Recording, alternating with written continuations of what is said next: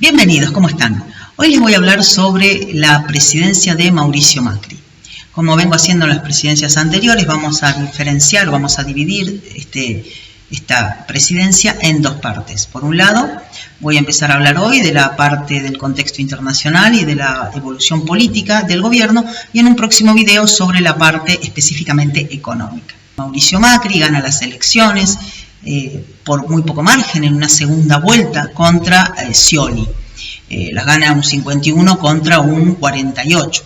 No se preparan programas de gobierno ex ante. Recién una vez que toma su cargo el gobierno se empiezan a implementar los planes, y en una coalición de gobierno eso es muy pernicioso. En el 2015 eso no ocurría, y les agrego algo.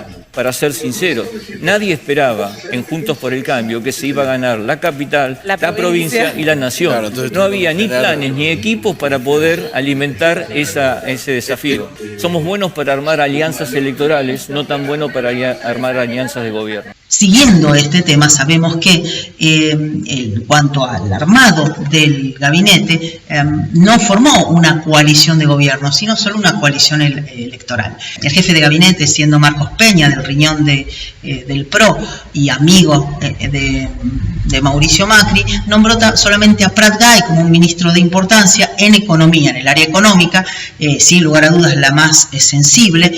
Dicho esto, del plano político y el armado de la fuerza de gobierno y la falta de una coalición de gobierno real, vamos a hablar ahora sí del contexto internacional en el cual se insertó Mauricio Macri. Hablemos de los pesos pesados de la economía mundial. Estamos tanto hablando de Estados Unidos como de China. En el marco de Estados Unidos, en el año 2016, Donald Trump aparece como una figura ganándole las elecciones a Hillary Clinton por el Partido Republicano. Sabemos y conocemos que Donald Trump es un tipo de derecha, con una forma bastante autoritaria, digamos, de manejarse, y una política económica tratando de meter algunas medidas proteccionistas dentro de Estados Unidos, ya que colocó muchos aranceles. Por ejemplo, es muy conocido el ejemplo de cuando el presidente Macri fue a reunirse directamente con Donald Trump y terminaron permitiendo que las exportaciones de los limones que había cerrado Estados Unidos fueran justamente las de Tucumán, fueran a parar a Estados Unidos, cosa que antes estaba trabada. Aparece Xi Jinping también con más fuerza dentro de China, ahí, ya que el Partido Comunista le ratifica la confianza y no coloca en sus segundas líneas a ningún contendiente que le pudiera hacer mella para la reelección. De esta manera tenemos dos líderes muy fuertes y se produce lo que se conoce con el nombre de la guerra económica entre China y Estados Unidos, donde China justamente estaba tratando de sacarle el primer puesto y trata aún de sacarle el primer puesto como potencia mundial económica a Estados Unidos. Por el lado de la Unión Europea tenemos que contar que se produce el voto del Brexit, ¿no? Donde Inglaterra decide por un referéndum salir de la Unión Europea. Por otro lado, dentro de la misma tendencia, tenemos por el lado que en el lado de España en el 2017 se produce un referéndum, los catalanes votan y quieren independizarse de España. Esto fue reprimido, fue denegado porque iba en contra de la Constitución española por el gobierno de Madrid, y se mandan a la cárcel. Se pide que vayan a la cárcel al gobernador que había llevado adelante este intento de secesión. Por otro lado, tenemos la aparición de Macron, un joven de 39 años, que se supone que iba a ser, ya salió de los gobernantes populistas, sino que también veían que China era el problema de la Unión Europea como competidor económico en el futuro. Entonces era muy importante que se hicieran algunas reformas de carácter jubilatorio en particular, porque como ya sabemos, la edad de vida, la esperanza de vida está cada vez aumentando, la cantidad de personas que trabajan cada vez entran más tarde al mercado laboral, y no se puede sostener este régimen de jubilación. Hay demasiados jubilados con respecto a la cantidad de personas. Y aparece la famosa serie de manifestaciones de los chalecos amarillos, y después, bueno, una serie de movimientos también, donde obviamente las personas no quieren perder los derechos que han conseguido. Y por el lado de Latinoamérica, ¿qué tenemos? Lo tenemos a Maduro, consigue una reelección en 2018. Por otro lado, había asumido Dilma Rousseff en Brasil como presidenta, pero es destituida por unos problemas de corrupción. Lula también estaba metido ahí en eso, y aparece otra figura en el transcurso de este periodo, aparece Bolsonaro, Jair Bolsonaro, como un outsider de la política, estos outsiders que hablan de terminar con la casta política, y sabemos las características muy particulares que tiene Bolsonaro en cuanto a cuestiones desde xenofobia o autoritarismo también, un poco parecido también al tema de Donald Trump. Vamos ahora a la evolución política específicamente y los distintos elementos más importantes en esta rama. Empecemos con el nombramiento y el tema de la Corte Suprema de Justicia de la Nación. Al poco tiempo de asumir Macri, renunció el miembro de la Corte Suprema, Carlos Fait. Y habían quedado solo 3 miembros, que eran Lorenzetti, Maqueda y Nolasco, como única mujer. Entonces allí comete un error, tratando de mostrar una autoridad que está fuera de la Constitución, ya que nombra por decreto los 2 miembros de la Corte Suprema que faltaban, nombrando a Rosati y a Rosenkrantz. Uno de los juicios más importantes que tenía la Corte Suprema con respecto a la ley de coparticipación, las provincias y la nación, fue resuelto 2 meses después de la asunción de Mauricio Macri. Un juicio que se había iniciado en el año 2006 por unos fondos coparticipables, una retención del 15% de los fondos coparticipables que hacía de manera unilateral el gobierno nacional. Esto fue perjudicando, y provincias como Santa Fe primero, Córdoba después y San Luis también, fueron presentando recursos ante la justicia para que le devolvieran esos fondos coparticipables, ya que era inconstitucional este retiro de manera unilateral. Este juicio sale 2 meses después de la asunción. Políticamente, sin lugar a dudas, había una especie de apriete hacia el gobierno de Mauricio Macri, porque los tiempos no son casualidad.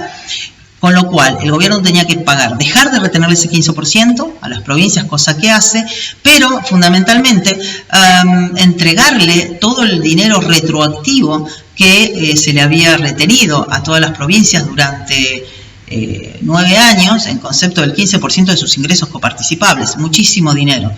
Otro elemento muy importante que hizo la Corte Suprema de Justicia de la Nación es que también desde el año 2003 había un juicio que se conoce con el nombre del caso Blanco, que era por el tema de los reclamos jubilatorios.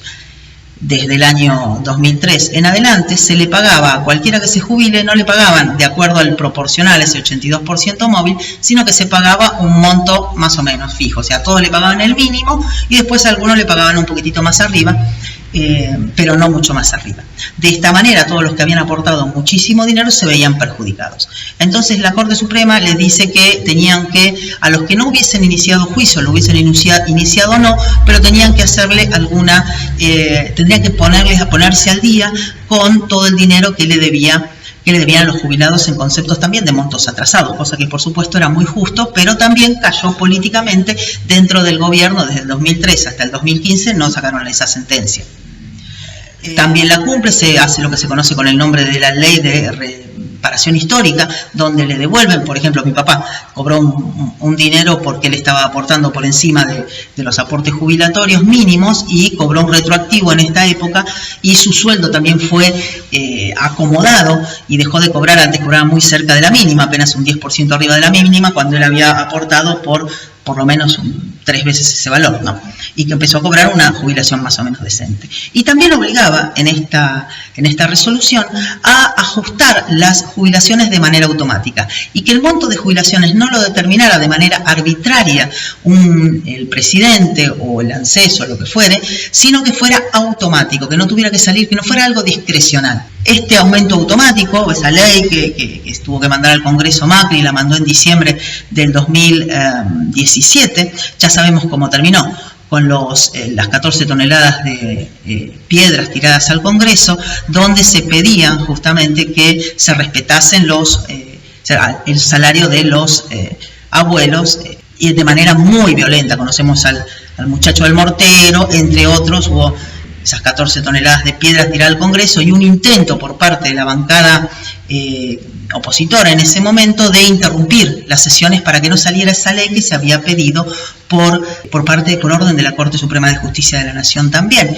Luego de una reunión con los gobernadores y para acordar en la forma de pago también, se llegó a lo que se conoció con el nombre del consenso fiscal. Y le iba a entregar ese dinero a las provincias a cambio de que ellas se comprometieran a, primero, transparentar toda la parte de licitaciones y elementos necesarios para entrar al OCDE.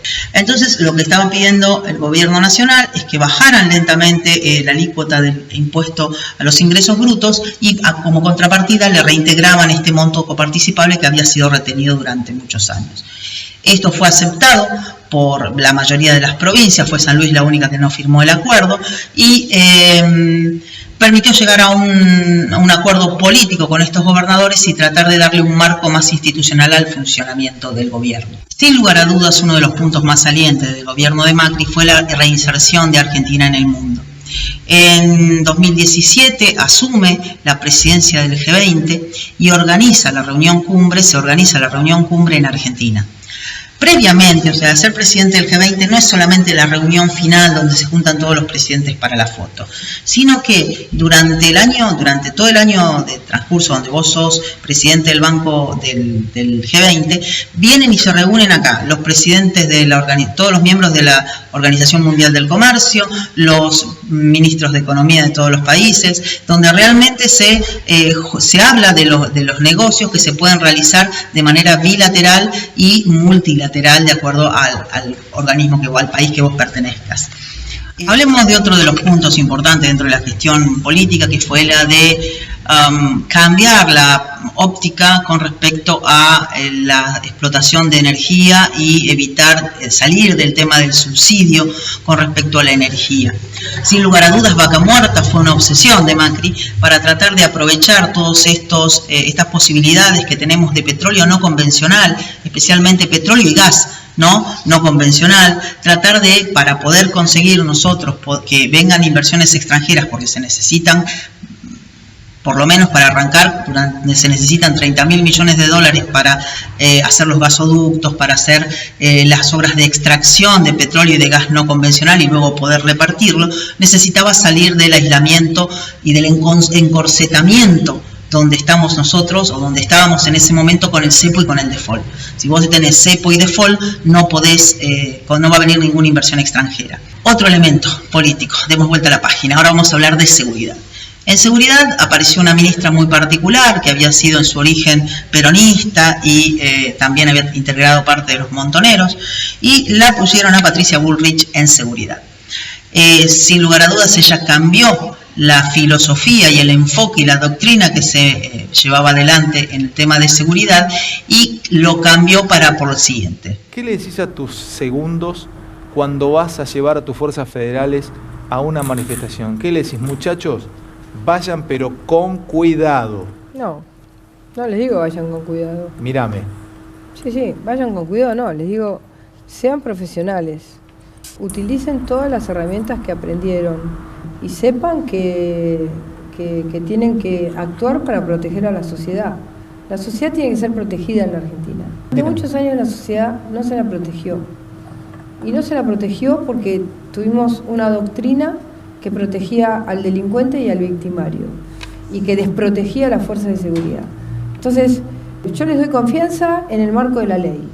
También lanzó un nuevo esquema para la Policía Federal Argentina y Gendarmería, tratando de darles más influencia, ya que sabíamos en esa época que tanto la provincia de Santa Fe como la provincia de Buenos Aires, las dos policías provinciales, estaban inundadas por el narcotráfico.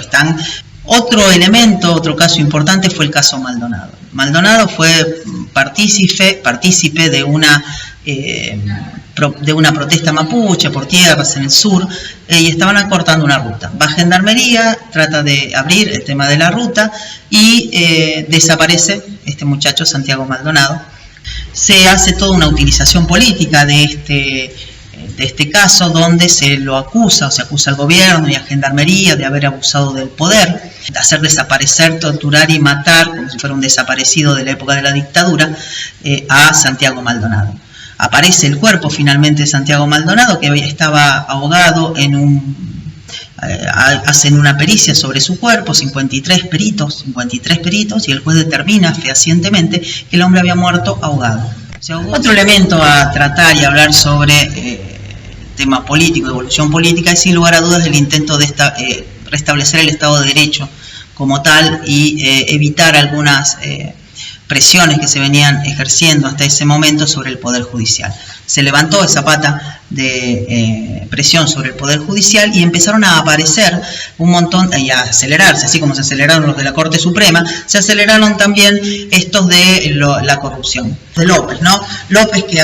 José López era ex secretario de Obras Públicas del kirchnerismo, llegó al convento de General Rodríguez con unos bolsos, esos que están viendo por ahí atrás, que contenían más de 9 millones de dólares billete, ¿no? Puesto preso, como había sido ministro de Obras Públicas, Amado Vudú. También aparece el tema del cuaderno de las coimas, ¿no? En este momento, en la causa de los cuadernos, donde se habla de la corrupción por parte del Estado, que es un problema central en Argentina, ¿no? O sea, corrupción del Estado y los empresarios que se han enriquecido a costa del Estado, como fue el caso del... ¿Y de qué estamos hablando cuando hablamos de los cuadernos? Y te paso este número que está sacado de chequeados.com. 43 procesados, 18 son exfuncionarios y 25 son empresarios o directivos de empresas que pagaron coimas, como por... ¿Y de cuánta plata hablamos cuando hablamos de esto? Hablamos de 54.400 millones de dólares durante el periodo que va entre el 2003 y 2015. No se puede hablar de economía, de política económica, sin hablar previamente del contexto político e internacional. Por eso te hago primero este video como adelanto y luego te voy a seguir hablando ya propiamente en el próximo sobre los distintos ministros de Economía y la evolución que tuvieron en el gobierno. Adiós.